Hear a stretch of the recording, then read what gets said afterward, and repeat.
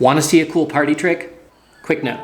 It's only cool if your friends are geography nerds, but geography nerds make for great friends. So pull up Google Maps for this one, head to Africa, get in on Ethiopia. You'll notice that the east side of the country is drier than the west. You'll see this better over there. Just start zooming in. Yeah, find a spot, probably a rural spot away from the cities, and zoom, zoom, zoom. Get up close and tight. All right, find a spot where you can see like a green dot amidst some brown. Get closer and closer. Yeah. That is an Ethiopian church forest.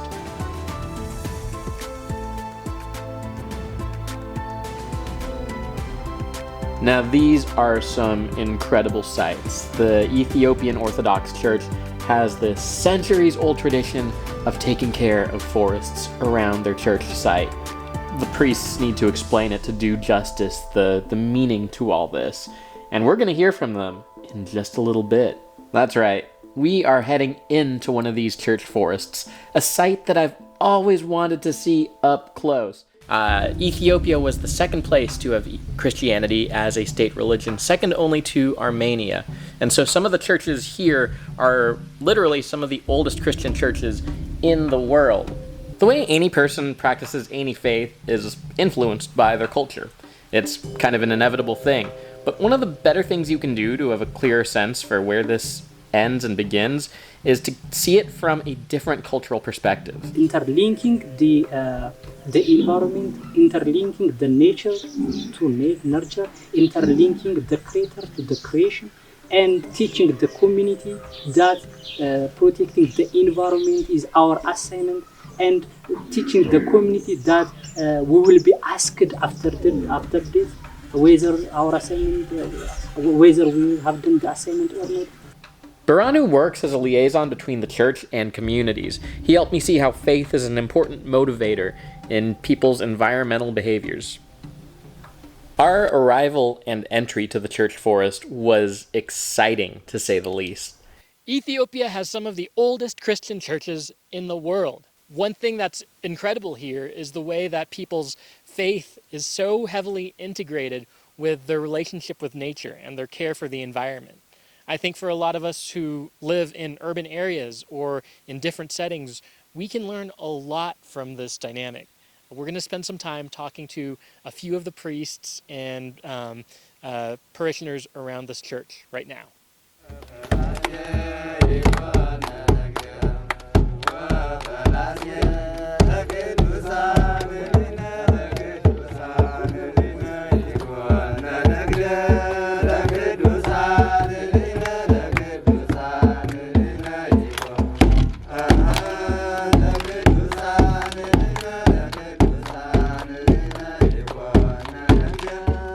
ፍጥረታትን መጠበቅ ደንን መጠበቅ ሙሉ በሙሉ ለሰው ልጅ ቀርቶ ለሁሉም ህይወት ማለት ነው የማየው።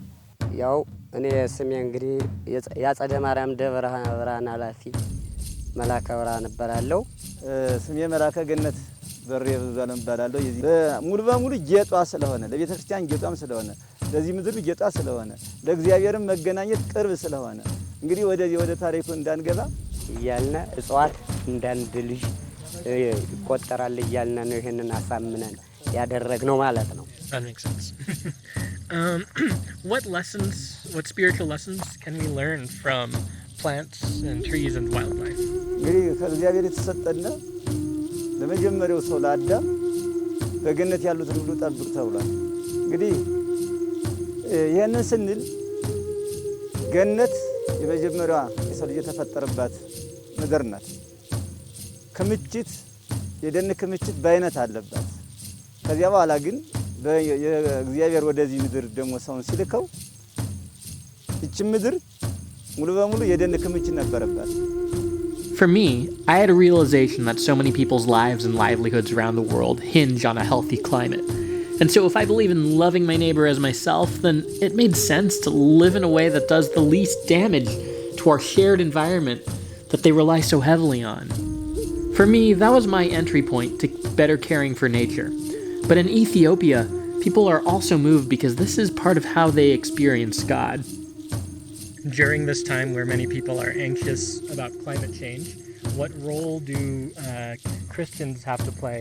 ዋናው እኒህ ድርቆች ሌሎች ነገሮች ሁሉ የሚከሰቱ እኛና እግዚአብሔር በመካከል ያለው ፍቅር ላይ ነው የተመስርቶ የሚኖረው። በእግዚአብሔርና በሰው መካከል ያለው ፍቅር ሲቋረጥ በእኛ እምነት ማለት ነው ድርቅም ሌሎች ነገሮች ሁሉ ይከሰታሉ። በዚህ ጊዜ እኛ ደግሞ እግዚአብሔርን በጸሎት መጠየቅ ነው።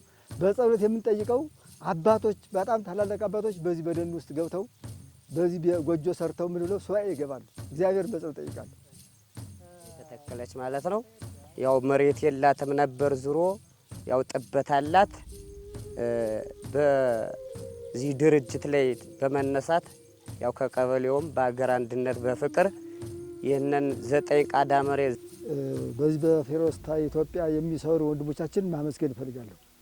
በእውነት በዚህ መልሶ ጋር ማገገም ኢኮኖሚ አቅም ግንባታ ቤተክርስቲያን በማጠር ላይ የሚገናኙት ከብዙ ማህበረሰብ ጋር ነው። These churches are sanctuaries, not just in a religious sense, but also sanctuaries for wildlife and biodiversity. Here, animal species, birds, insects, and other creatures can thrive. And while many areas across Ethiopia have been degraded to the point where this wildlife can no longer be found, they can be found in these sites. ምክንያቱም በእኛ ዘመን ደኖች የዱር ለበስ ይባል ነበር። ተራራዎች ሁሉ በጣም እንትን ነበሩ፣ ደን ነበሩ። ስለዚህ አሁን እየተመናመኑ ሲመጡ እነዚህ በቤተ ክርስቲያን ስም የቀሩት ይሄም የሚታወቀው እንደምታዩት ይሄን የመሰለ ግንብ አለ። ሌሎችም እንዲህ እስከ ሺህ ዘመን የሆናቸው እጽዋት፣ ደኖች፣ ጽድ፣ ወይሮች These churches are becoming safe havens for many of Ethiopia's native trees that are quickly becoming endangered outside of the church grounds. ትላልቅ እንትኖች ይወጡልናል። ምክንያቱም የደን ጥቅሞች አፈር ከመቦርቦር ያድናሉ፣ የተራቆቱ መሬቶችን ይመልሳሉ፣ ዝናብ በአግባቡ እንዲዘንብ ያደርጋሉ እና ጥቅማቸው ብዙ ስለሆነ በዚያም ደግሞ አሁን Whenever you protect trees, you're protecting a habitat, which means you're safeguarding many forms of life. Scientists say you can't overstate the importance that these church forests have had to biodiversity. እሱም አሁን ለምሳሌ አሁን እነዚህ ተቆራርጠው ያኛውም ጎኖ ተከበረ ደኑ ማለት ነው። ይሄም አሁን አገግሞ ደኑን እየለበሰ ከመጣ ብዙ አራዊቶች ገብታሉ። ቆቅ፣ ጅግራ፣ የተለያዩ አሽኮኮ፣ ጥንቸል፣ ድኩላ ወጥሮ በግ የሚበላ ቀበሮ ሳይቀር ድኝ የሚግጥ ጃርት ሳይቀር I think one of the coolest things my team at Plant with Purpose is doing is creating corridors between these church forests, allowing wildlife to interact between these pockets. Just think, this expands the area of thriving land across Ethiopia, and it'll increase the genetic diversity among these native species, which builds their resilience. It's ambitious, but important work for the conservation of those species. ሁሉም ያባረራቸዋል፣ እየተሳደዱ እነሱም ያልተጠጉም ነበር። አሁን ግን እየቀረቡ ነው። The pockets of paradise around these Ethiopian churches contrast so sharply with the land around them, which is often brown, dry, and degraded. To me, these forests show us what it looks like when the land is restored, what it's capable of. You can literally feel that difference. To test that out, we've got a thermometer, and we're going to check the temperature outside of a forest versus once we're in the cover of trees. Some grass. 13.7.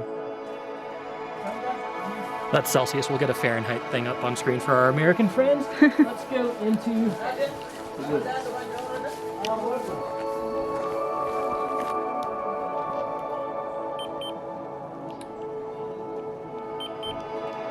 8.2.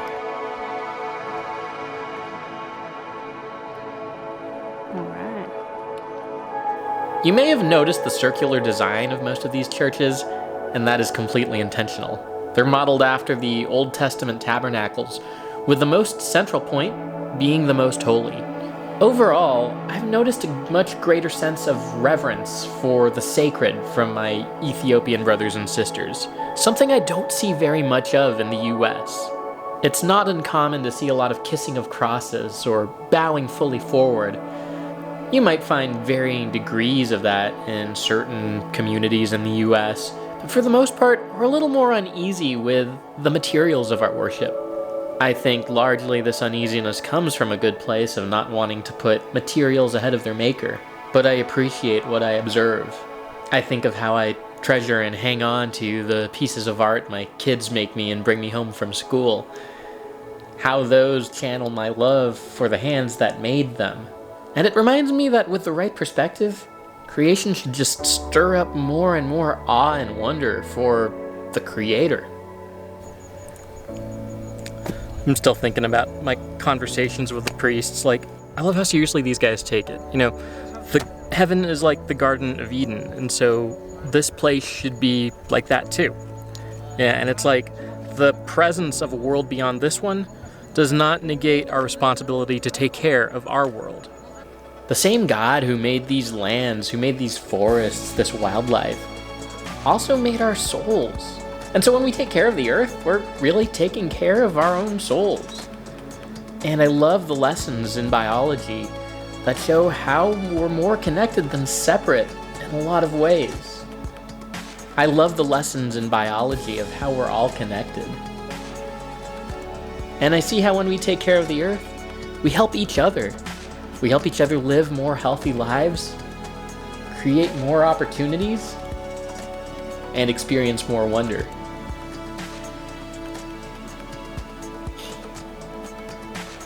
I will always hang on to the mental image of these priests standing under their colorful umbrellas. It's a reminder of how we're all together under a colorful tapestry of diverse histories and traditions and perspectives that are all stitched together in a unified faith we share.